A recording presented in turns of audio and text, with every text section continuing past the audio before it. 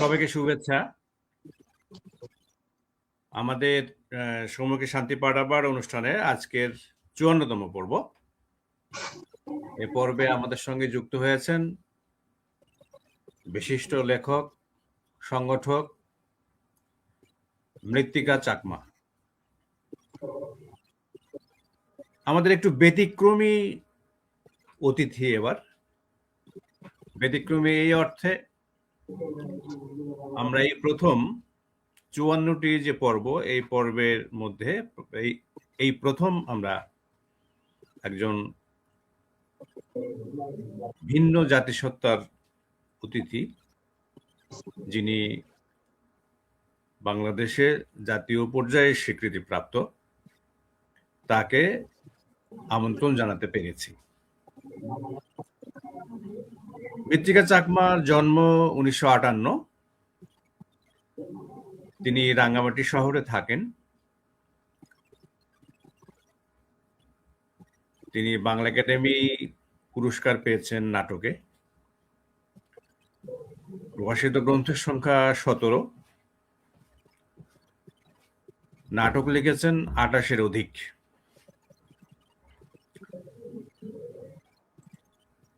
সেগুলো আছে, সেগুলো তার ব্যক্তিগত কাজ। ব্যক্তিগত কাজগুলোই সামষ্টিক কাজ। কিন্তু আমরা তার কাছে আজকে শুনবো, মূলত আমরা তার কথাই শুনবো। তার প্রচুর যে কাজ, চাকমা ভাষায় তিনি কাজ করেছেন, বাংলা ভাষায় তিনি কাজ করেছেন। তিনি স্থানীয় যে সাংস্কৃতিক সংগঠন জুম এস্থেটিক্স কাউন্সিল, তার প্রতিষ্ঠাতা সদস্য। হিল ট্রাক্স রাইটার্স ইউনিয়নের তারও সদস্য, এবং আমাদের ঢাকার বাংলা একাডেমির একদম সিনিয়র ফেলো। সবকিছু মিলে তার যে কাজের বহর, ওইরকম একটি রিমোট জোন থেকে, পার্বত্য এলাকায় থেকে তিনি শিল্প, সাহিত্য, সংস্কৃতি, সংগঠন, বিচিত্র ধরনের কাজের সঙ্গে নিজেকে যুক্ত রেখেছেন। মৃত্তিকা চাকমা আমাদের কাছে নানাভাবেই পরিচিত, প্রভাবশালী ব্যক্তি, তার লেখার কারণে, তার চিন্তার কারণে, এবং তিনি যে কাজ করেছেন সেটা আমাদের স্বাধীনতা যুদ্ধের সাথে যুক্ত। স্বাধীনতা যুদ্ধ নিয়ে তিনি নাটক লিখেছেন, এবং আমাদের মুক্তিযুদ্ধের যে পার্বত্য এলাকার ভূমিকা, এ সমস্ত নিয়ে তিনি কাজ করেছেন।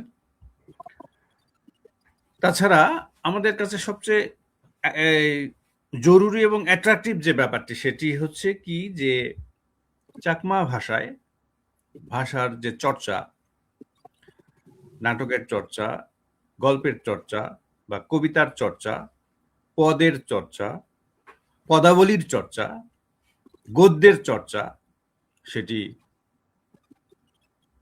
মৃত্তিকা চাকমা দীর্ঘদিন ধরে করে আসছেন।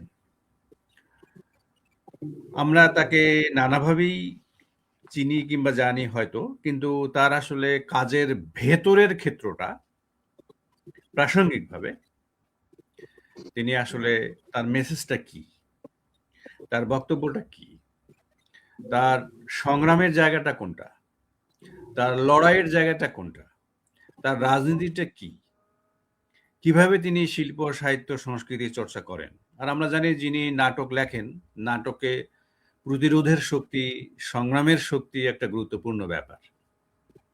কারণ নাটক সাধারণত যারা অ্যাক্টিভিস্ট, এবং নাটকের মধ্য দিয়েই ক্রিয়া, প্রতিক্রিয়া, অ্যাকশন এগুলো তৈরি হয়।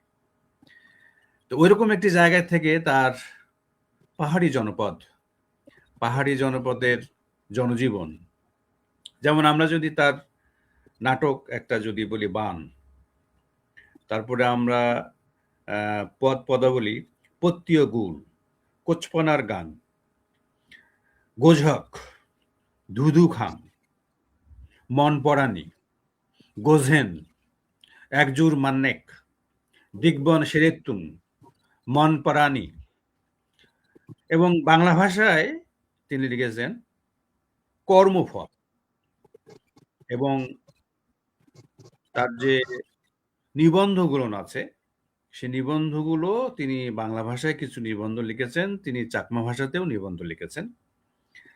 মৃত্তিকা চাকমার নাটক হাজার বছরের বাংলা কবিতা চাকমা অনুবাদ, এটি মনঘর থেকে বের হবে। কাজ করছেন তিনি, এখনো সচল মানুষ, কাজ করছেন, বই বেরুবে। ৩০০ বছরের জুম পাহাড়ের বাংলা কবিতা, এটিও বের হবে খাগড়াছড়ি কালচারাল ইনস্টিটিউট থেকে। বাংলা একাডেমি থেকে মৃত্তিকা চাকমার চাকমা নাটক, এটি হয়তো আগামীতে আমরা দেখতে পারবো, এটার কাজ চলছে। এবং এগুলোর ক্ষেত্রে আমি দর্শকদের একটু পরিচয় করাবো। তার বই পত্তিং বুল, এটি একটি বই তার, এটি এবারই হয়েছে বের। কোচপানার গং, এটাও বেরিয়েছে 2025 সালে বেরিয়েছে, এটি আর একটি বই তার। চাকমা নাটিকা সমগ্র, মৃত্তিকা চাকমা, চমৎকার প্রচ্ছদের একটি দুর্দান্ত নাটকের বই। সোনামুরো, এটি এক ধরনের, এটাও একটা নাটকের কাজ, এবং এটি ভিন্ন ধরনের একটি রচনা, এবং এটি কাব্য, সরি আমি একটু ভুল বললাম, আমি দুঃখিত। সোনামুরো হচ্ছে তার কাব্যগ্রন্থ, কবিতার বই। তো এগুলো ছাড়াও তিনি আসলে চাকমা শুধু নৃগোষ্ঠী নয়, অন্য অন্য যে নৃগোষ্ঠীগুলো আছে পাহাড়ি এলাকায়, পাহাড়ি জনপদে, সেগুলো নিয়ে তিনি চাকমা ছোট গল্প, পৈরাক নামে জুম অ্যাস্থেটিক্স যে কাউন্সিল, জ্যাকের যে পত্রপত্রিকা, সেখানেই তার নিবন্ধ আছে। তারপর হচ্ছে যে আমাদের প্রবন্ধ সংকলনগুলো হয়েছে বের, চাকমা নাটক, জ্যাক মঞ্চায়িত নাটক, সেগুলোতেও তার লেখা নাটক এবং ভাবনা চিন্তার সমাহার আমরা লক্ষ্য করি। আমরা দু একটা বই আমরা দর্শকদের জন্য দেখাতে পারি। এইটা তার জ্যাক থেকে বেরোনো, এখানে তার প্রবন্ধ আছে, এবং চাকমা নাটক নিয়ে তার যে বই, এখানে নাটকের কাজ তিনি কিছু করেছেন, সেটারও সংকলন আছে। সবকিছু মিলিয়ে আসলে আমরা মৃত্তিকা চাকমার কাছেই যাব। তিনি আসলে কিভাবে কাজ করছেন, তার কাজের ক্ষেত্র, ভাবনা চিন্তা, সেটা আমাদের সাথে শেয়ার করবেন তিনি। মৃত্তিকা, আপনি কেমন আছেন? দাদা আছি কোন রকম। কোন রকম কেন, ভালো থাকারই তো কথা। আপনি তো আর সবসময় কোন রকম কি, চাকরি থেকে অবসর নিয়েছি, এখন বয়সও তেমন ইয়ে হয়ে গেছে, সেই জন্যই কোন রকম থাকা, তো শারীরিক ভাবেও তো ভালো নেই, সবগুলো মিলে কোন রকম থাকা আর কি আছে। আচ্ছা আচ্ছা আচ্ছা। তো আপনার এখন লেখালেখি যে চলছে সেটা কি? আপনি গল্প, হ্যাঁ কবিতা, দাদা, লেখালেখিটা চলতেছে, এটা অবিরাম ভাবে আছে, একটার পর একটা আছে। কোনো কোনো লেখা শেষ হয়নি, ওটা শেষ না হয়ে আরো একটা হয়তো প্লট এসে গেল, ওটাও ধরলাম। ওরকম করে কিছু পাণ্ডুলিপি, কিছু লেখা রয়ে গেছে, তারপরে সময় করে ওগুলো আবার ধরি, সেরকম। যেমন যেমন যে উপন্যাসের কাজটা রয়ে গেছে, 10% মতো বাকি আছে, ওটা শেষ করতে পারতেছি না, করব করব করে এরকম করে আসি। আচ্ছা আচ্ছা। না, আপনি তো কাজ করছেন। আমাদের আসলে যেটা একটু জানার একটু বিষয়, যে আমি মনে করি যে মৃত্তিকা চাকমা আমাদের পাহাড় এবং সমতলের একটা সংযোগ, এবং লেখালেখি, শিল্প, সাহিত্য, সংস্কৃতি, কিংবা আমাদের যে গল্প, কবিতা, নাটক, সৃষ্টিশীল হোক আর মননশীল হোক, যেটাই হোক, সেক্ষেত্রে আপনি পাহাড়ি জনপদ এবং সমতলের মধ্যে একটা সম্পর্ক, সেতুবন্ধন তৈরি করেছেন, এটা আমরা জানি। এবং আপনার যে লেখাপত্র, সে লেখাপত্র আমাদের সেসব বিষয়ে সাক্ষ্য দেয়। কিন্তু আপনার এই যে লেখালেখির যে চর্চা, বিশেষ করে চাকমা ভাষায় তো আপনি সাধারণত লেখেন নাকি? জি, চাকমা ভাষা লিখি, আর মাঝে মাঝে ওই বাংলা, বিশেষ করে যে সৃজনশীল কবিতা, গল্প, নাটক, এই সেই উপন্যাসের এগুলো ওই চাকমা ভাষা লিখি। আর আচ্ছা মাঝে মধ্যে দু একটা প্রবন্ধ যদি লিখতে হয় ওগুলো বাংলায় লিখি। আচ্ছা। তো চাকমা ভাষায় লেখা আপনি তো লেখেন, কিন্তু চাকমা ভাষায় লেখার ক্ষেত্রে পাঠক কি মেলে তেমন? পাঠকরা আছে কেমন? এবং পাঠকদের রেসপন্স কেমন আছে? যারা চাকমা জনগোষ্ঠী কিংবা আরো তো অনেক জনগোষ্ঠী আছে, তারা কি হুম এই হুম। চাকমা ভাষাটা মানে স্বচ্ছন্দ সানন্দে নেয় ওই বা গ্রহণ করে? আমাদের এখানকার জি পাহাড়ের মধ্যে জি চাকমা ভাষাটা আমাদের ইয়ে আছে, যেমন ত্রিপুরাদের মধ্যে কিছু তারা চাকমা ভাষা বুঝে এবং জি মারমাদেরও কিছু অংশ বুঝে। বাদ বাকি যারা আছে তারা ওই খুবই কম বুঝি। সেসূত্রে যা আমি যদি কবিতা লিখি তারা অন্তত আমি কি লিখছি ওটা বোঝার মতো তারা পড়তে পারে, বলতে পারে, জানতে পারে আমার বিষয়টা। আচ্ছা আচ্ছা। কিন্তু আমাদের যেটি বিষয় সেটি হচ্ছে যে আমরা তো বাঙালি যারা যারা সমতলে বাস করছি, তারা তো আসলে চাকমা ভাষাটা, চাকমা যে বর্ণমালা, ওটা তো আসলে ওভাবে আমাদের আহ, জানা নেই আর কি। কিন্তু তারপরেও আমাদের যেটা বিষয় যে আমাদের এই স্বাধীন বাংলাদেশের ভূখণ্ডে পার্বত্য অঞ্চলের যে চর্চা হচ্ছে, সে চর্চার ক্ষেত্রে আপনাদের যে চাকমা ভাষা কিংবা অন্যান্য যে সমস্ত জাতিগত জনগোষ্ঠীর ভাষা, সেই ভাষাগুলো নিয়ে আপনি যে কাজ করছেন, আপনার অভিজ্ঞতাটা যদি একটু আমাদের শেয়ার করেন। ওটা আমাদের এই চাকমা বর্ণমালা আসলে জি ওটা ব্রিটিশ ব্রিটিশ পিরিয়ডের সময় আমাদের চাকমা বর্ণমালাটা প্রাইমারি লেভেল পর্যন্ত চালু ছিল। পরবর্তীতে ওটা কার্যক্রম বন্ধ হয়ে যায়। বন্ধ হয়ে যাওয়ার পরে দীর্ঘ সময় ব্রিটিশ পিরিয়ড চলে গেল, পাকিস্তান পিরিয়ড চলে গেল, এক বাংলাদেশ পিরিয়ড চলে আসলো। এই বাংলাদেশ পিরিয়ডের মধ্যে এই আমরা সম্প্রতি এই বিগত সরকার যে প্রাথমিক শিক্ষার এই পর্যন্ত পঞ্চম শ্রেণী পর্যন্ত এখন বর্তমানে চতুর্থ শ্রেণী পর্যন্ত চলতেছে। তো জি সেগুলো আমরা প্রথমে কাজ করছি মোস্তফা জব্বার সাহেবের সাথে। হুম তিনি তার অনুপ্রেরণায় আমরা জুম স্টেট কাউন্সিল থেকে প্রথম 1997-98 সালে সম্ভবত আমরা প্রথম আমাদের চাকমা বর্ণমালা গুলো কম্পিউটারে আমরা ইয়ে করি, অর্পণ করি। তো ওটা কম্পিউটারাইজ করার পরে আমরা একটু, যাই হোক, সবারকে একটু জানান দেওয়ার জন্য আমরা ওটা একটা মোড়ক উন্মোচনের একটা রাঙামাটিতে একটা অনুষ্ঠান করলাম। মোস্তফা জব্বার সাহেব তিনি আসলেন। তার এখানে সহযোগী রাঙামাটিতে একটি প্রতিষ্ঠান আছে মাল্টিমিডিয়ার কাজ করে, ওরাও সহযোগিতা করছে। এই অনুষ্ঠানের মধ্যে উদ্বোধন করছেন আমাদের পাহাড়ের যে আঞ্চলিক পরিষদের চেয়ারম্যান মিস্টার সন্তুল আরমা মহোদয়, তিনি প্রথম এই উদ্বোধন করছেন। সেই থেকে বর্ণমালাটা পুরোপুরি হয়নি। পরবর্তীতে আমাদের ছেলেপেলেরা তারা যেমন ধরেন কম্পিউটার নিয়ে পড়াশোনা করতেছে, বিজ্ঞান নিয়ে পড়াশোনা করতেছে, তারা এই আমাদের বর্ণমালা গুলো তারা এগিয়ে নিয়ে যায়। ফলে আমরা এখন কম্পিউটারে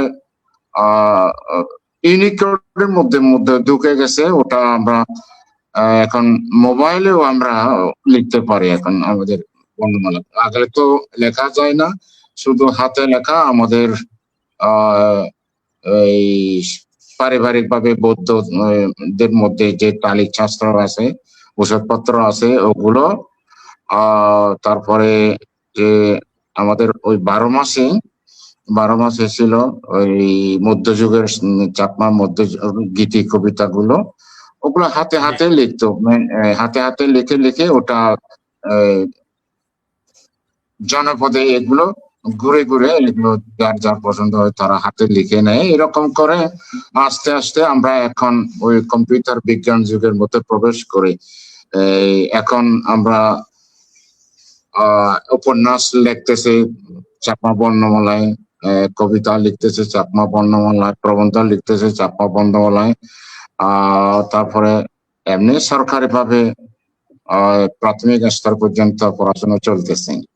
সে সূত্রে আগ্রহতা এখন প্রায় আমাদের পরবর্তী প্রজন্ম তাদেরও একটা আগ্রহ দেখা দেয়। এখন প্রায় এই বইপত্র বেরিয়ে গেছে দেখার মতো। না, এটা একটা খুব ভালো ব্যাপার যে আমাদের আসলে আমরা তো আসলে মাতৃভাষার জন্য এদেশে সংগ্রাম করেছি, মাতৃভাষার ভেতর দিয়ে। হ্যাঁ, আমাদের আন্তর্জাতিক মাতৃভাষা দিবস সেটা আমাদের আন্তর্জাতিকভাবে স্বীকৃত।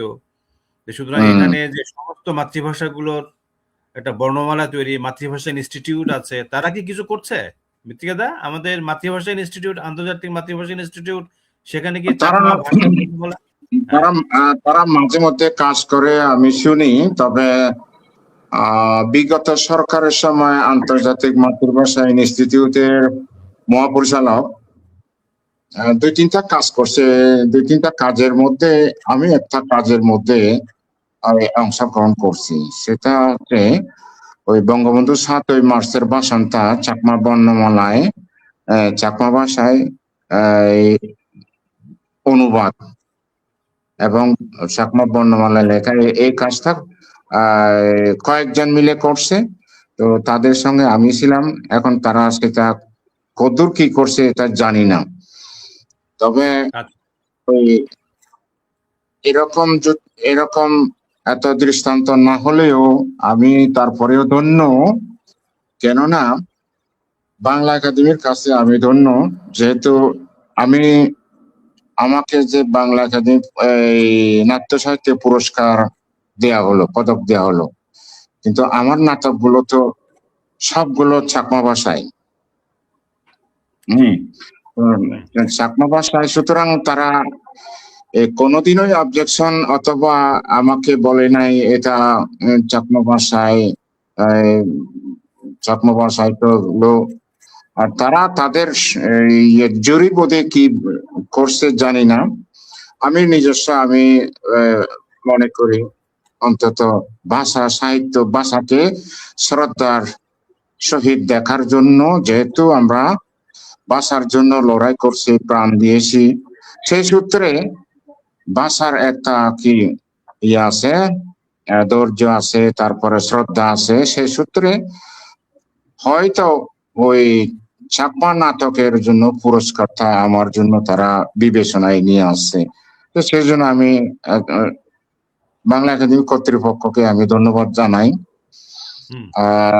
অনেকজনে বলে, যেমন কেউ কেউ ঢাকার অথবা চট্টগ্রামে লিটল ম্যাগে আমার জন্য লেখা চাইলে, কবিতা যদি চাই, তো আমি আগে ভাগে বলে দিই, আমি জানি তারা আমার থেকে বাংলা ভাষায় কবিতা চাইবে। তো আগে ভাগে বলে দিই, আমি তো বাংলায় লিখি না, চাকমায় লিখি।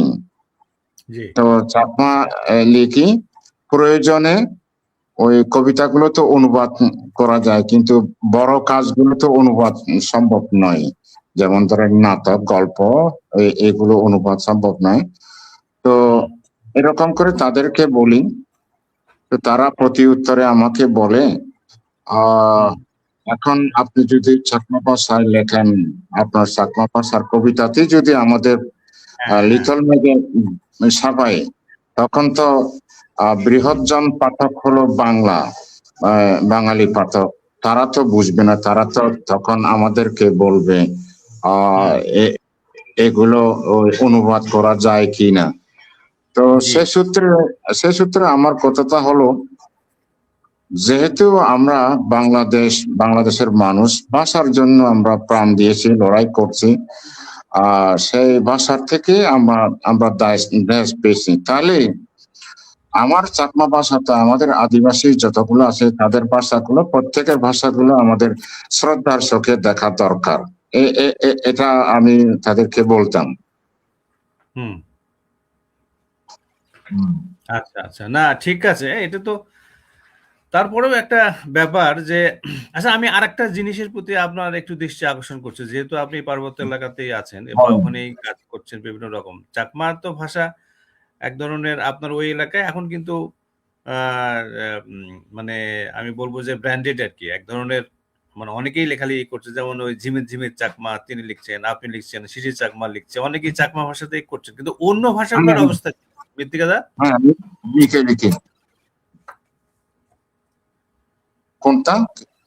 অন্য যে ভাষাগুলো আছে আপনাদের ওই হ্যাঁ, মানে হ্যাঁ, সেগুলোর তারা অবস্থাটা কি, যেমন মোরল অন্যদের ভাষাটা ভাষার সেটার মধ্যে, অবস্থা কি? অন্যদের মধ্যে এই যে এরা দেখুন মারমা, তাদের জি। নিজস্ব বর্ণমালা আছে। হুম।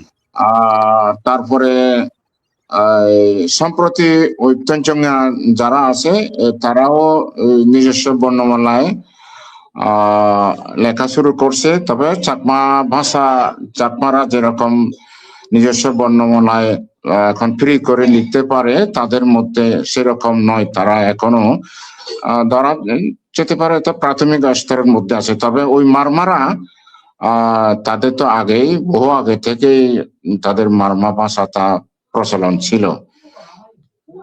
এখন অন্যান্য ভাষার মধ্যে তারা যাদের নাই, যেমন ত্রিপুরারা, তারা রোমান ব্যবহার করে, নিজস্ব ভাষা হরপ্পা রোমান। যেমন ফাঙ্কু বলেন, বম বলেন, চাক বলেন, এরা ক্ষুদ্র আমাদের জাতিসত্তা গুলোর মধ্যে তারা রোমান ব্যবহার করে। ভাষাটা হুম। হলো ওই নিজস্ব।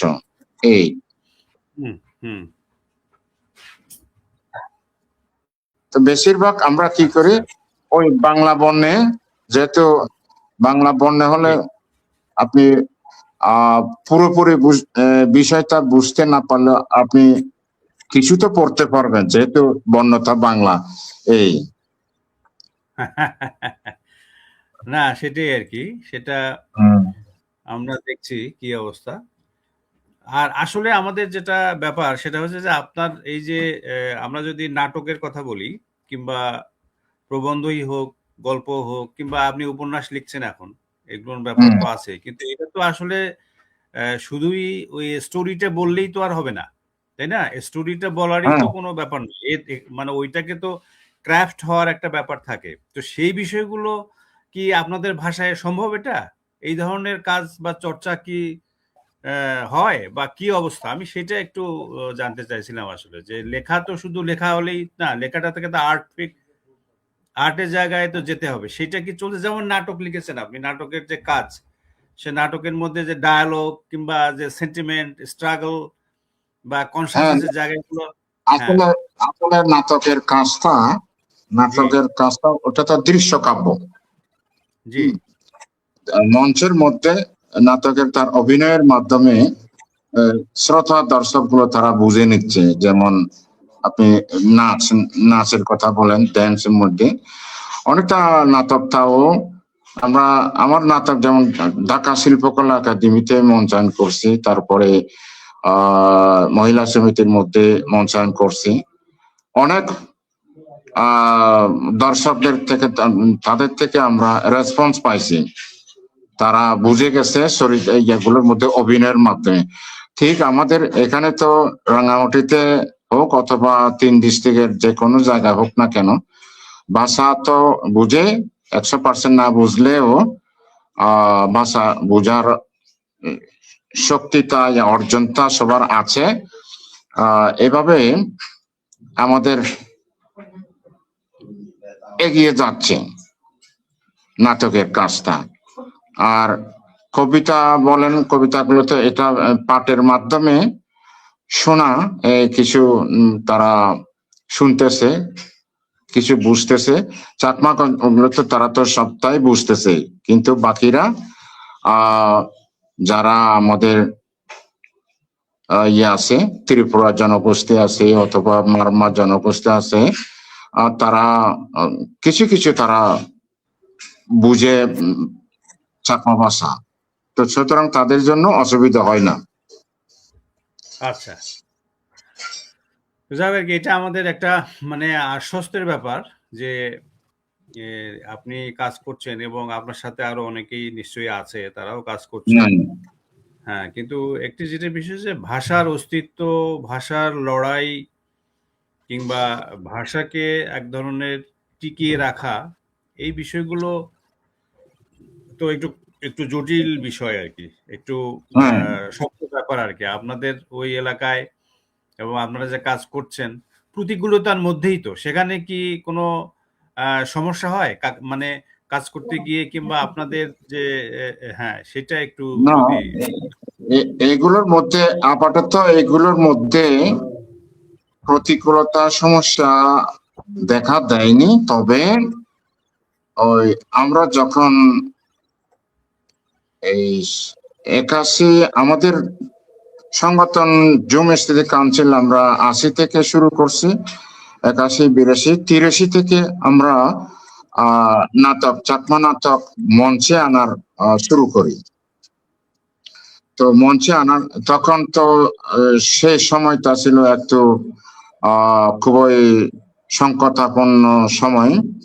ফলে আমরা কি করছি না করছি সাংস্কৃতিক কর্মকাণ্ডের মধ্যে এগুলো চোখে চোখ রাখা হতো, অথবা নাটকগুলো আমাদের পারমিশন নিতে হতো। আচ্ছা, পারমিশন নেওয়া হতো। তো আমরা একবার আমার নাটকের মধ্যে এই সম্ভবত ইয়েটা গোজেন সম্ভবত হ্যাঁ, সেই হ্যাঁ, নাটকটা আমরা আগে পারমিশন নিয়েছি, দ্বিতীয়বার আমরা শো করছি। শো করার সময়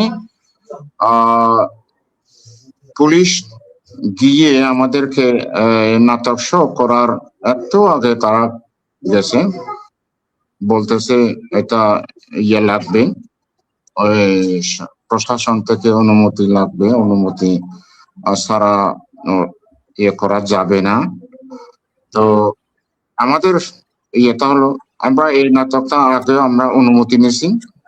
তো সুতরাং আমাদের অনুমতি দ্বিতীয়বার একই নাটক, ওটার নাটকটা অনুমতি নেওয়ার তো আমরা কোনো প্রশ্নই দেখি না। তারপরেও এই স্বাধীন বাংলাদেশে যে অভিনয় নিয়ন্ত্রণ আইন, এটা আচ্ছা, অভিনয় নিয়ন্ত্রণ আইন এটা তো বহু আগে এটা দেশ থেকে ওটা তুলে দিছে। সুতরাং হ্যাঁ, ওই দিক থেকে আমাদের কোনো নাটকের জন্য আমাদের এই অনুমতি নেওয়া প্রয়োজন আমরা মনে করি না। এভাবে দেন দরবার করে করে কোন রকম এই ছাড় দিল। সেই মাত্র সেরকম একটা ঘটনা আমাদের মধ্যে দৃষ্টান্ত। এর পরবর্তীতে আমরা এরকম কোনো বাধা প্রতিবন্ধক এবং সৃষ্টি হয়নি। সরাসরি সরাসরি কোথাও থেকে এই করা যাবে না, সেই করা যাবে না, সেগুলো করেনি। তারপরে আমরা যেমন আমাদের উপর অভিযোগ আসুক সেই রকম আমরা একটা মারমুখী এরকম কোনো কাজের মধ্যে করি নাই। সেই জন্য হয়তো এটাও একটা আমাদের জন্য একটা ফেভার ছিল। আচ্ছা, এখানে একটা প্রশ্ন একজন করছেন যে আপনার কাছে এই বেলার্ড সাদিক আনসাব পালা, বেলার্ড সম্পর্কে জানতে চাই, এরকম একটা প্রশ্ন এসছে। কিরকম? সাদিক আনসাব পালা। আচ্ছা, এটা সাদিক আনসারা পালা।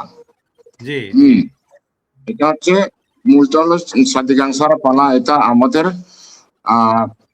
লোক কাহিনী। আমাদের চারণ কবিরা, আমরা গেঙ্গুলি বলি, চাকমা ভাষায় গেঙ্গুলি বলি, চারণ কবিরা তারা বিভিন্ন পালা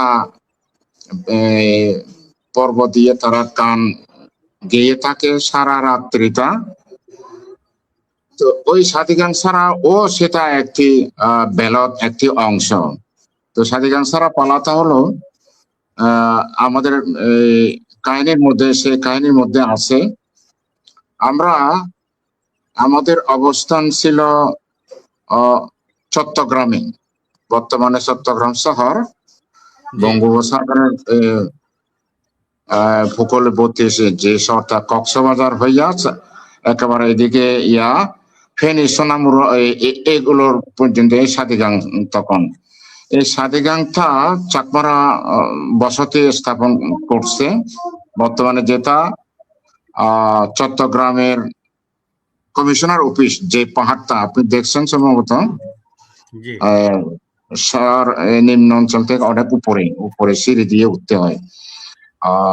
আমি ছোটকালে শুনছি ওই পাহাড়ে নাকি আমাদের চাকমারা যখন সেখানে ছিল তারা জুম করতো ওই পাহাড়ের মধ্যে, আচ্ছা জুম চাষ করতো।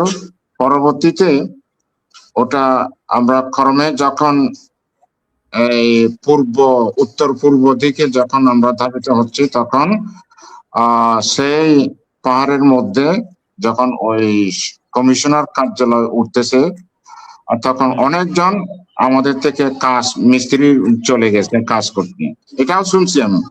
তো যাই হোক, এই সাদিগাংটা আমাদের মধ্যে ক্রমে ছেড়ে আসলো, যেহেতু ওই ফিরিঙ্গি জলদস্যু বিভিন্ন ধরনের ও যে আমি যে ইয়েটা বললাম না আপনি গজক আমার কবিতা গ্রন্থ কি এই যে গজক এটা সেইভাবে আমরা ফেলে আস্তে আস্তে এখন আমরা ওই পাহাড়ের ওই দেশের শেষ সীমানার মধ্যে এসেছি। তো এইখানের মধ্যে আমাদের কাহিনীর মধ্যে যারা প্রধান চরিত্র এই আমাদের রাধামোহন দম্পতি এরা সেখানে যুদ্ধ বিজয় করছে, যুদ্ধ করছে, পরবর্তীতে সেখান থেকে তারা উদ্বাস্ত হয়ে চলে আসে উত্তর পূর্ব দিকে। সেই সাদিগাংসারা পালাতির কাহিনী যে আমাদের মধ্যে এত সুখ দুঃখ বেদনা এগুলো সবগুলোই এখানে আমাদের মধ্যে জড়িত আছে। এক সময় আমরা রস করতাম আমাদের প্রখ্যাত উপন্যাসিক আখতারুজ্জামান ইলিয়াস, তিনি যখন আসতেন আমাদের ডাকে আসতেন অথবা ঘুরতে এলে বলতেন আমরা ওই রাঙামাটি শহরের বাইরে আমরা কাপ্তায় জলমগ্ন এলাকায় আমরা নৌ ভ্রমণ করতাম, একটা স্পিড বোট আমরা ভাড়া নিতাম, ভাড়া নিয়ে ওই পথটা নিয়ে পানির মধ্যে বোটটা ছেড়ে দিয়ে স্থান বন্ধ করে দিয়ে পানির মধ্যে ছেড়ে দিয়ে আমরা গল্প গুজব করতাম, নানা কাহিনী এগুলো করতাম। ইলিয়াস ভাইয়ের ওইটা একটা তার কাজ তার করার কথা ছিল কিন্তু করতে পারে না। সেটা হলো যে সাদিগাং সারা পালা, আমরা সাদিগাং ছেড়ে আসলাম, এখন সেই সাদিগাং সারা পালাতেই আমাদের মধ্যে চাকমাদের মধ্যে শোনা অনুষ্ঠান আয়োজন করায় সাদিগাং সারা পালাতে। অন্য পালাগুলো শোনা যাবে, গেঙ্গুলিরা মানা করে দিয়েছে সাদিগাং সারা পালাতে শোনা যাবে না, ওটা একেবারে তারা একেবারে বন্ধ করে দিছে। কেন বন্ধ করে দিছে? এখন সাদিগাং সারা পালাতে আমরা শুনতে যাই যেখানে বর্তমানে আছি আমরা, আর সেটাও যদি আমরা ছেড়ে চলে যেতে হয় তাহলে আমরা তখন কোথায় যাব?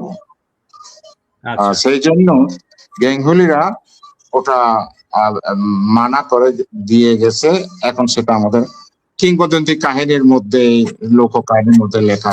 তো ইলিয়াস ভাই বলতেন ওটাকে কেন্দ্র, তাহলে চলো আমরা এখন কি করব, একটা গেঙ্গুলির আয়োজন করব, বড় একটা বোট স্টিমার নিয়ে আমাদের বন্ধু বান্ধব যারা আছে সবাই মিলে আমরা সেখানে বসবো, আয়োজনটা করব। আয়োজন করে সকালে দেখি আমাদের বোটটাকে আমাদেরকে কোথায় নিয়ে যায়, কোথায় নিয়ে গেলে তাহলে বোটটা এখন আমাদেরকে কোথায় তুলবে? পাহাড়ের উপর তুলবে, আমরা নদী থেকে পাহাড়ে উঠবো। এরকম ইলিয়াস ভাই মজা করতেন আর কি। তো এরকম একটা অনুষ্ঠান তার খুব ইচ্ছে ছিল, কিন্তু তিনি সময় পেলেন না। তিনি বোন ক্যান্সারে তিনি আমাদের সেরে চলে গেলেন, আমাদের কাজ অসমাপ্ত করে চলে গেলেন, হলো না এটা। এর পরবর্তীতে আসলেন ইয়ে, আমি বলছি কিনা জানি না, আচ্ছা আফসার আহমেদ, আফসার ভাই হ্যাঁ আমাদের হ্যাঁ হ্যাঁ জাহাঙ্গীরনগর হ্যাঁ নাট্যকলার অধ্যাপক জাহাঙ্গীরনগরে। হ্যাঁ হুম হুম উনিও তো আমারও চলে বন্ধু গেছেন। হ্যাঁ হ্যাঁ চলে গেছে।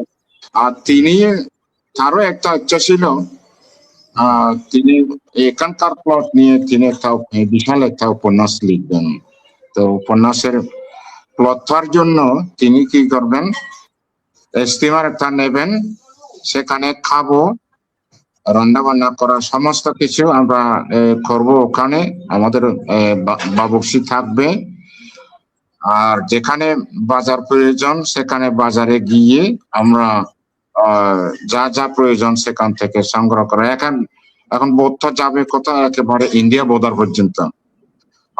থেগা, আপনি নামটা শুনছেন কিনা? থেগা হলো মিজোরামের বর্ডার সীমানা পর্যন্ত। ওই সীমানা পর্যন্ত পানি যখন ফুল হয়, কাপ্তাই লেগের পানি যখন ফুল হয়, তখন ওই এ পর্যন্ত যায়। তো তারও ইচ্ছা ছিল আমরা সেখানে গিয়ে পাড়াপড়শি যারা আছে, গ্রামের মানুষজন আছে, তাদের সাথে আরো আমরা মিলিত হব, কথাবার্তা বলবো। এরকম করে তা ইচ্ছা ছিল এই কাজটা করা। তিনিও চলে গেলেন, নাই এখন আর আগ্রহী মানুষ আর নেই আর।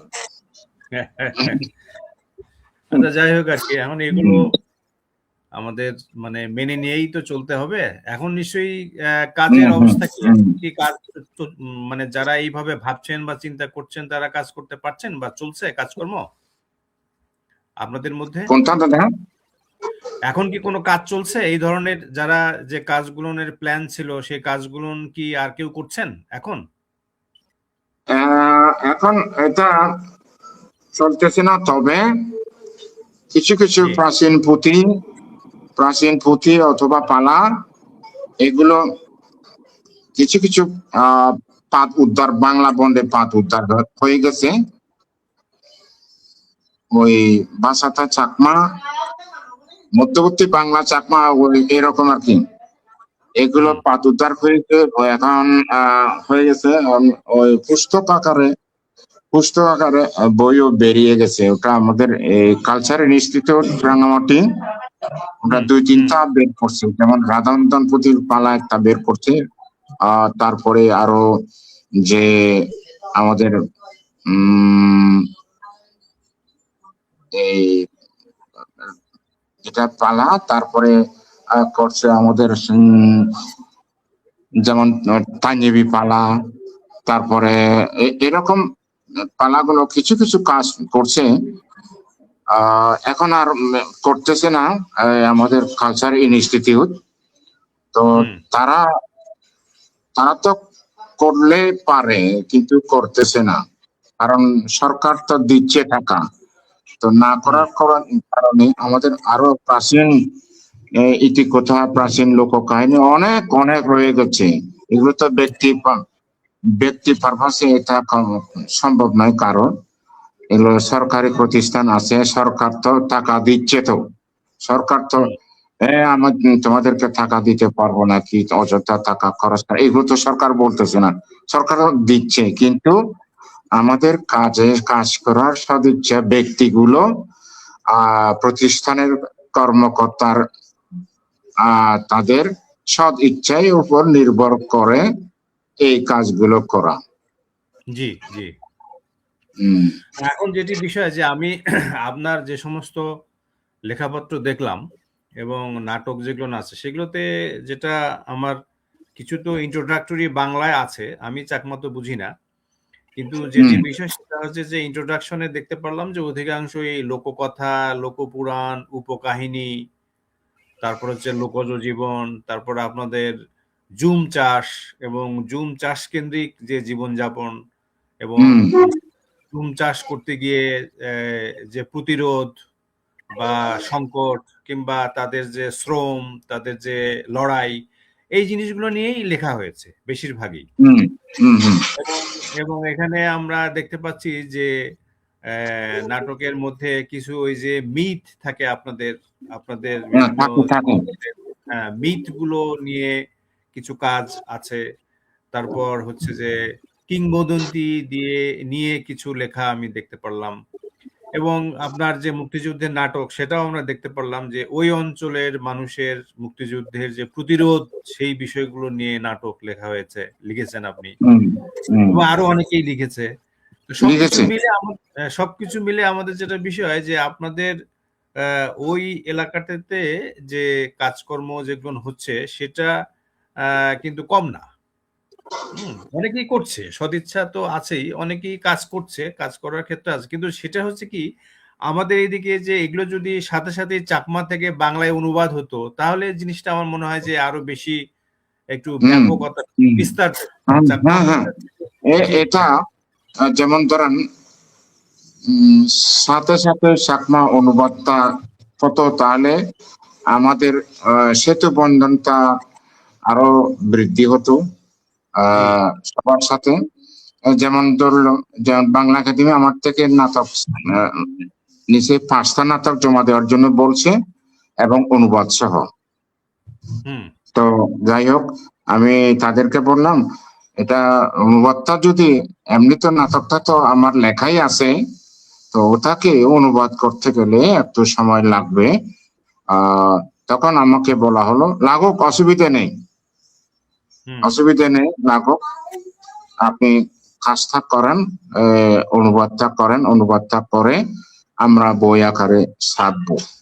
তাহলে হুম এই বাংলা একাডেমি যেরকম একটা আগ্রহ দেখিয়ে কাজ করতেছে, তো হুম সেই রকম কাজ যদি আমাদের স্থানীয় যে সাংস্কৃতিক ইনস্টিটিউট আছে, আহ, তারা তো অনুবাদের কথা বাদই দিলাম, তারা তো যেগুলো লিখতেছে সেগুলো তারা আগ্রহ করে একজন বলে দাও, তোমাদের নাটকগুলো কার কার নাটক আছে এগুলো দাও, আমরা একটা নাট্য সমগ্র নাট্য গ্রন্থ বের করবো। এটাও তো বলতেছে না। বাংলা একাডেমি ভালোই করছে, তারা 5টা নাটক সম্ভবত প্রথম যে একটা দৃষ্টান্ত তারা একটা করতে যাচ্ছে। এই আমার যে 5টা নাটক নিয়ে একটা গ্রন্থ সম্প্রতি সম্ভবত এই এই সম্ভবত এই সপ্তাহখানেকের মধ্যে তারা বোধহয় প্রিন্টিং এ চলে যাবে।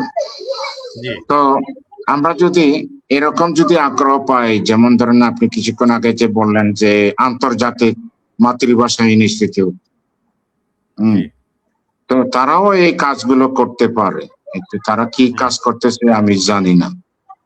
তাদের আচ্ছা সাথে আমার তাদের সাথে আমার যোগাযোগটা নেই। হুম হুম একজন অ্যাসিস্ট্যান্ট ডিরেক্টর একজন ছিল, ওটা বেচারা তিনিও অসুস্থতার কারণে মারা গেছেন। ওই তার সময়ে আমরা কিছু অনুবাদের কাজ করছিলাম, তো উনি নাই। আন্তর্জাতিক মাতৃভাষা ইনস্টিটিউট ও আমাদেরকে বিদায় দিয়ে দিছে, নাই। তবে তবে বাংলা একাডেমিতে কাজ একটা চলতেছে বর্তমান, যে যিনি মহাপরিচালক আছেন আজম সারে আছে, তার মাধ্যমে আমরা একটা কাজ করতেছি। আপাতত আমরা কাজ করতেছি চাকমা ভাষা সাহিত্য নিয়ে একটা সাহিত্য সিরিজ, তারপরে ওদিকে মণিপুরি, গারো, তিনটা তিনটা 4টা নাকি 5টা জাতিসত্তা এই সাহিত্য নিয়ে এক একটা সিরিজ গ্রন্থ প্রকাশ হতে যাচ্ছে। আমরা কাজটা প্রায় শেষ করছি, ওটাও আমরা পূর্ণাঙ্গ ইয়েটা দিয়ে ফেলবো। আচ্ছা, সম্ভবত এই এপ্রিলের মধ্যে আমরা শেষ করে ফেলবো ওটা। তখন তারা ওটা প্রক্রিয়া, প্রিন্টিং প্রক্রিয়া যাবে।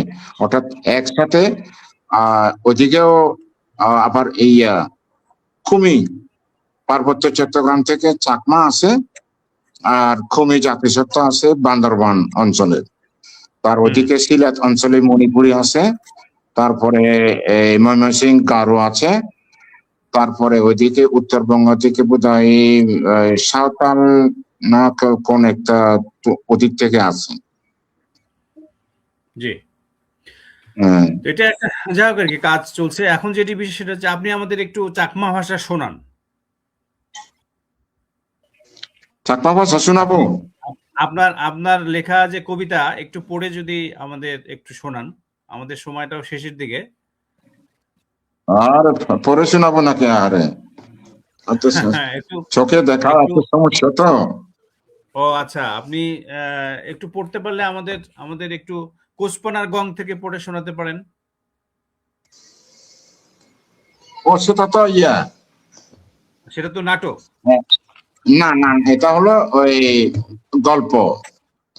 গল্প, আচ্ছা তাহলে আপনি পত্রিগুল থেকে, পত্রিগুল, হ্যাঁ সানমুরো, সানামুরো, হ্যাঁ ঠিক আছে, ঠিক আছে, হ্যাঁ হ্যাঁ অথবা অথবা এখান থেকে দিতে পারে হ্যাঁ, ছোট। আপনি সোনামুড়ো থেকে, সোনামুড়ো থেকে, এটা একটু পরিচিত বইটা। আচ্ছা আচ্ছা আচ্ছা। হ্যাঁ হ্যাঁ,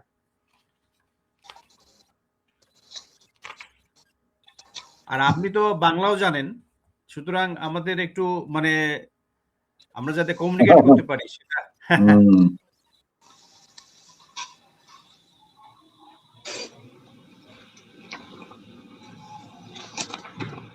আমাদের মৃত্তিকা চাকমার যে কোচপানার গং, এটার আসলে চাকমা নাম আর কি। এটার বাংলা হচ্ছে ভালোবাসার স্রোত।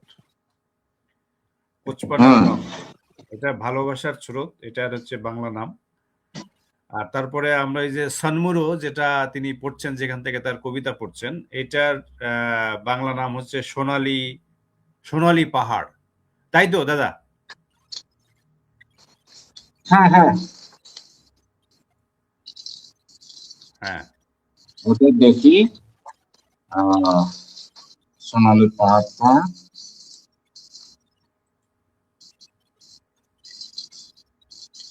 এটা হচ্ছে সোনালী পাহাড়, সোনামুরো। তারপরে কত পৃষ্ঠা দেখেন তো দাদা? আপনি একটা প্রথম দিক থেকেই পড়েন, প্রথম দিক থেকেই হ্যাঁ পড়তে পারেন, প্রথম দিকেই পড়েন। আচ্ছা, পড়া যে কোনো একটা। কপাল এখান থেকে, হ্যাঁ যে কোনো একটা পড়েন, আপনার যেটা সামনে যে আসবে। কোনো একটা আমাদের তো দিন। এখানে আপনি এই আচ্ছা ৩৯ আমি পৃষ্ঠায় যেতে পারেন। আমি ৩৯-৪০, হ্যাঁ হ্যাঁ আমি ৩৯-৪০ পৃষ্ঠা 40।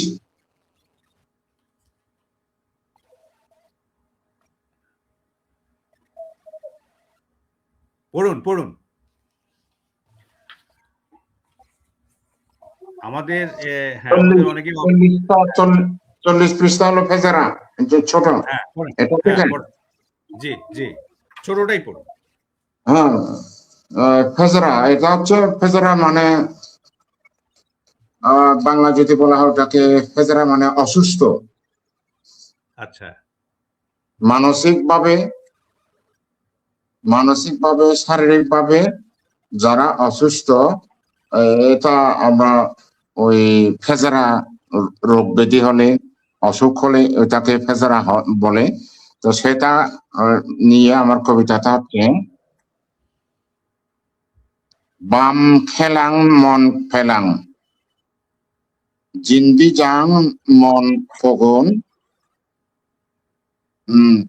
অথিদি ফেই, ইন্দি জাং উন্দি জাং, মুরো উদি মুরলামি, তরাপার আদি যেই বেরেই সাং। তারপরে ফেজারা জিন্দি জাং সিন্দি পাং। ফেজারা মানে তো অসুস্থতা বলছি। জি ফেজারা জিন্দি জাং সিন্দি পাং, যেখানে যায় সেখানে এই ফেজারা উৎপত্তি আমার আমার ইয়ের মধ্যে, মানে অসুস্থ। শোক ন যায় খান যায়, ফর অলে বাচ্চে ফাং, হককে যে শুনিম থেম ফেজারা হতা, দিন থেকে বাচ্চেই থাং। তার পরবর্তী প্যারা: morphang borphang gumutun udi oifang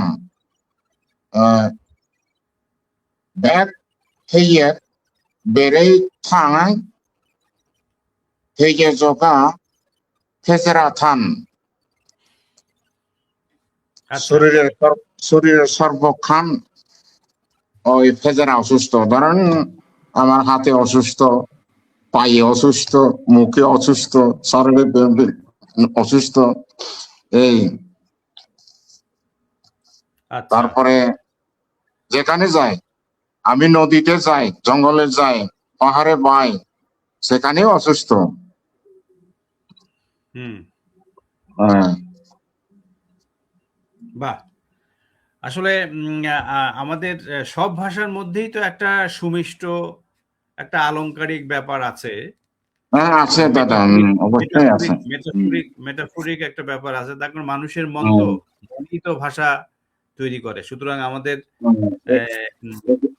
এগুলো খুঁজলে পাওয়া যায় আর কি, না খুঁজলে তো কোথায় কি আছে কে আর খোঁজ নিল নেবে। জি জি হ্যাঁ, আমি আর একটা অন্যদিকে একটু যেতে চাই আপনার সাথে কথাবার্তার মধ্যে। সেটা হচ্ছে যে আমাদের এই জুম চাষ এবং জুম জীবন নিয়ে কি কোনো উপন্যাস লেখা হয়েছে আপনাদের ওখানে?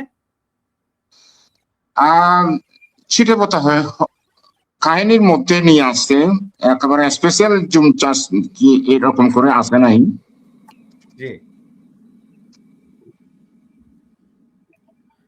কিন্তু ওই এই জুম চাষ বা জুম জীবনের মধ্যেও তো কিছু ধরেন যে সংস্কার আছে বা কুসংস্কার আছে।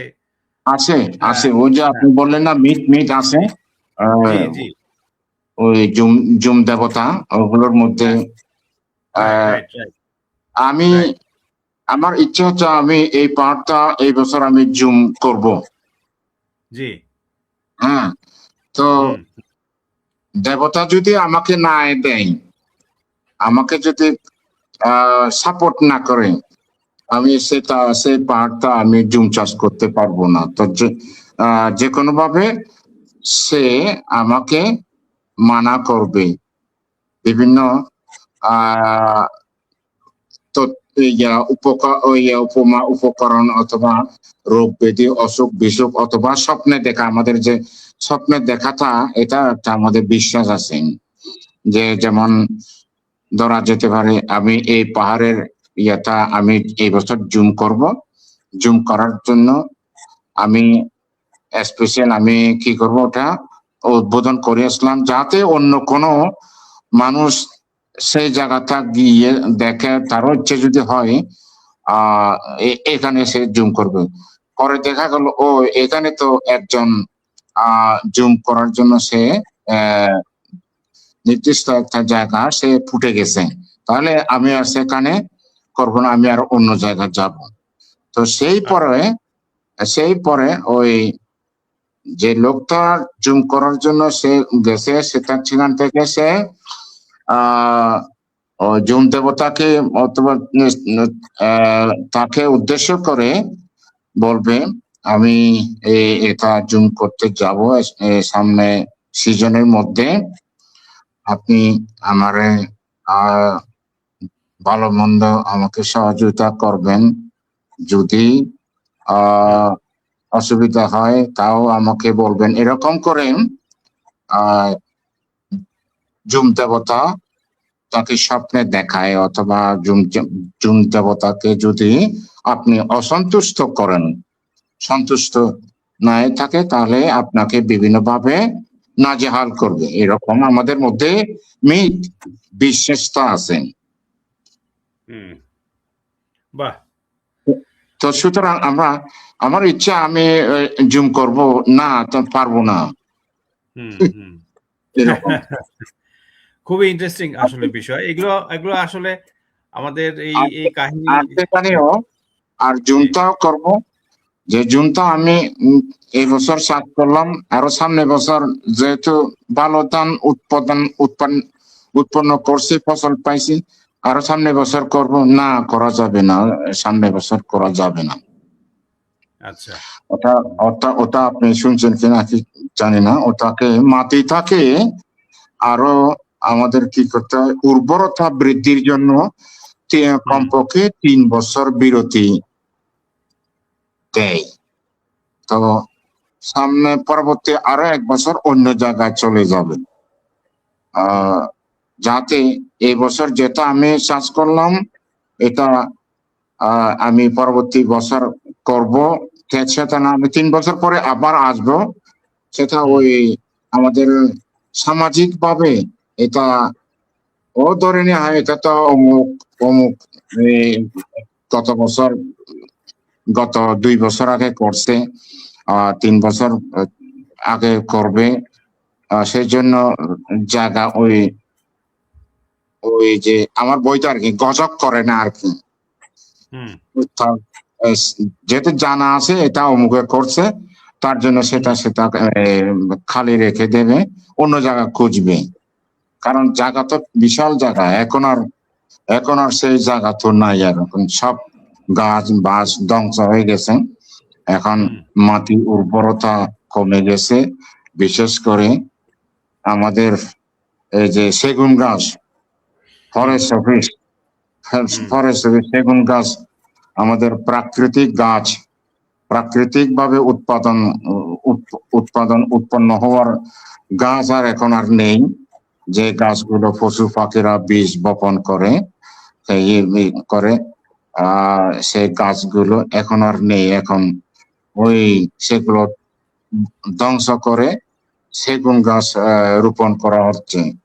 সেগুন গাছের লক্ষ লক্ষ টাকা ইনকাম হয়, ওইদিকে মানুষ ধাবিত হচ্ছে। ফলে এদিকে একদিকে বনজ সম্পদ প্রাকৃতিক সম্পদ উজাড়, অন্যদিকে পানি ও জলবায়ু এগুলো আমাদের পাহাড় শুকিয়ে যাচ্ছে।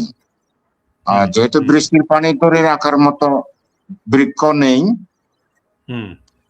যেগুলো বৃক্ষগুলো আসতেছে সেগুলো সবই কৃত্রিম। লাগানোর সঙ্গে সঙ্গে যে সেগুন গাছের নিচে আর কোনো বৃক্ষ লতা পাতা গজাতে পারবে না, সব মাটিও সব খার হয়ে যায়। আমি তো মাঝে মধ্যে বলি সেগুন গাছ একেবারে ব্যান করে দেওয়ার, সরকারের পক্ষ থেকে এগুলো ব্যান করে দেওয়া দরকার। কেন? মাটিটাকে ধরে রাখার জন্য, আমাদের মাটিকে সুস্থ রাখার জন্য, বসুমতীকে সুস্থ রাখার জন্য আমাদের যেগুলো ক্ষতি করে, ভূমিকে ক্ষতি করে, সেই বৃক্ষগুলো না করা দরকার। হোক না, অসুবিধা নেই, লক্ষ কোটি টাকা মালিক, ফুটে কত, এখন কত 2000 3000 4000 পর্যন্ত শুনি এগুলো গাছ, বৃক্ষ, সেগুন গাছের বৃক্ষ। খুব ভালো একটা প্রসঙ্গ এসছে, আমরা এটা জানতে পারলাম। কিন্তু যেটি বিষয় যে আমাদের এতে করে যে পাহাড়ি জনপদ সেটা নানাভাবে বিপর্যস্ত হচ্ছে, শুধু এটাই নয়, এরকম আরো অনেক ব্যাপার তো আছে। হ্যাঁ হ্যাঁ, অনেক বিষয় আছে। তো আমাদের আসলে একটু একটু শেষের দিকে, এখানে আমাদের একজন দর্শক আপনাকে একটু জানতে চেয়েছেন, আপনার লেখাগুলোর মধ্যে, আপনার যে লেখাপত্র যা আছে, যে এই যে নাটক কিংবা গল্প বা কবিতার মধ্যে পাহাড়ি বিষয়গুলো, তার যে জনজীবন সংগ্রাম, সেটা কেমন ভাবে এসছে বা কতটুকু এসছে, সেগুলো নিয়ে যদি একটা দুটো কথা একটু আপনি বলতেন, আপনার লেখার যে বিষয়বস্তু সেটার ব্যাপারে। আচ্ছা, আমার লেখার মধ্যে আমি নাটকের কথা বলি। আমার নাটকের একটা নাটকটা হলো বান। ওটার লিস্টে দেখেন, বান নামে একটি আমার মঞ্চ নাটক আছে। জি। বান মানে চাকমা ভাষা হলো বাদ দেওয়া। অর্থাৎ ওটা হচ্ছে আমাদের এই যে কাপ্তাই বাঁধটা,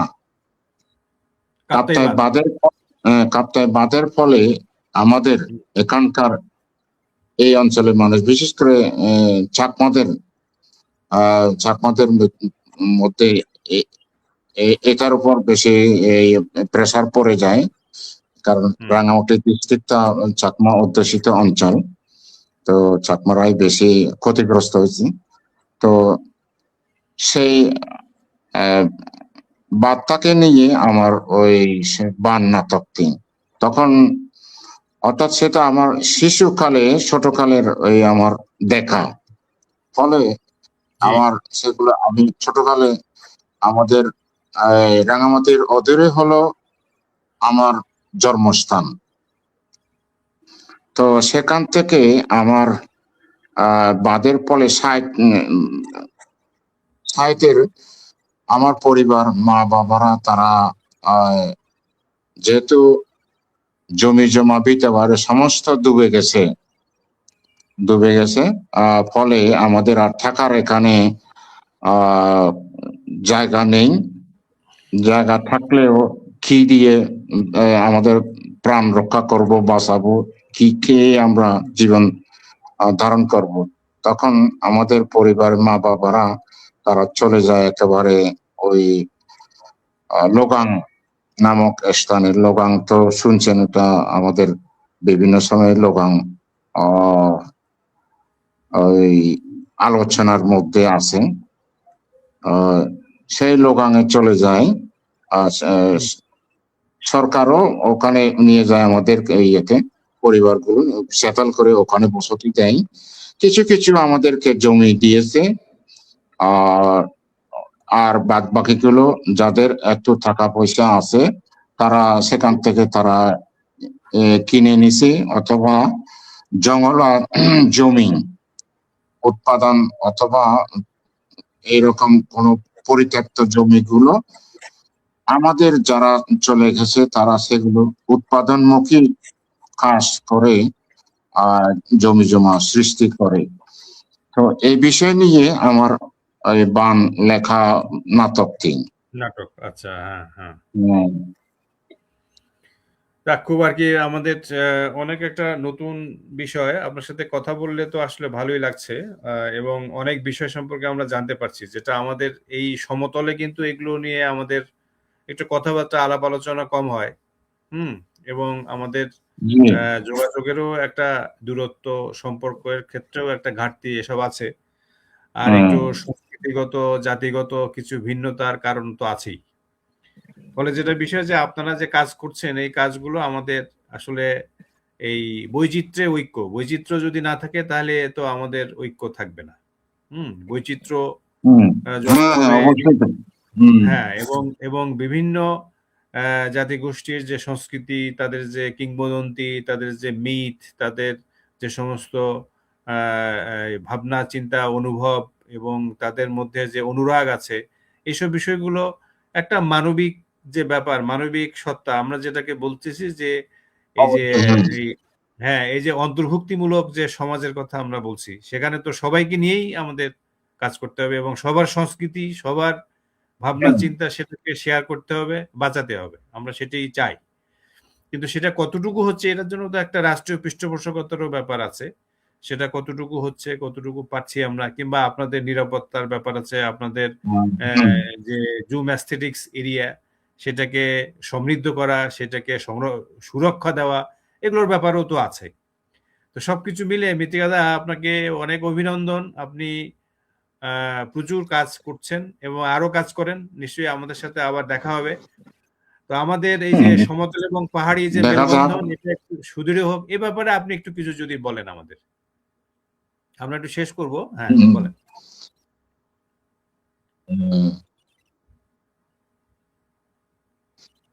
ধন্যবাদ দাদা।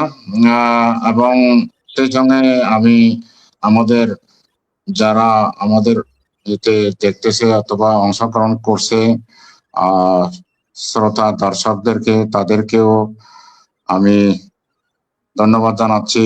এবং হিলের লেখালেখি করে, সংস্কৃতি কাজকর্ম করে, তাদের পক্ষ থেকেও আপনাদের সবাইকে ধন্যবাদ জ্ঞাপন করছি।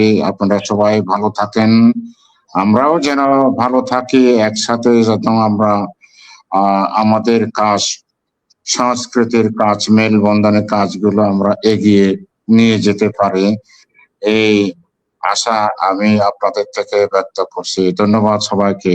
নমস্কার। জুজু। থ্যাংক ইউ, ভালো লাগলো। মৃত্তিকা দা ভালো থাকবেন, শুভেচ্ছা। ভালো, শুভেচ্ছা থাকলো।